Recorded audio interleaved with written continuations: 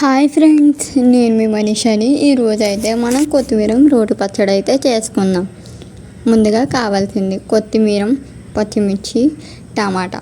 ఒక పెనం అయితే పెట్టుకుని అందులో అయితే ఆయిల్ వేసుకొని వెల్లుల్లిపాయలు, జీలకర్ర, ధనియాలు వేసుకొని బాగా వేపుకున్న తర్వాత అందులో మనం కొత్తిమీర, టమాటా, పచ్చిమిర్చి అవి కూడా వేసుకొని బాగా అయితే వేపుకోవాలండి.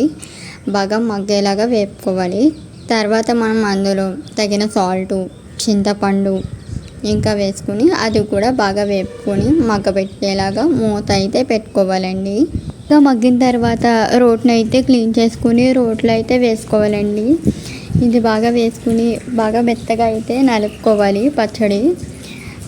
మన కాలంలో అయితే టెక్నాలజీ మారిపోయింది, కానీ మన పూర్వీకులు అయితే మొత్తం రోట్లలోనే చేసేవారు. అన్నీ కూడా టేస్ట్ అనేది పోయింది. ఇప్పుడైతే టేస్ట్ ఎలా ఉంటుందో మేము టేస్ట్ చేస్తున్నాం.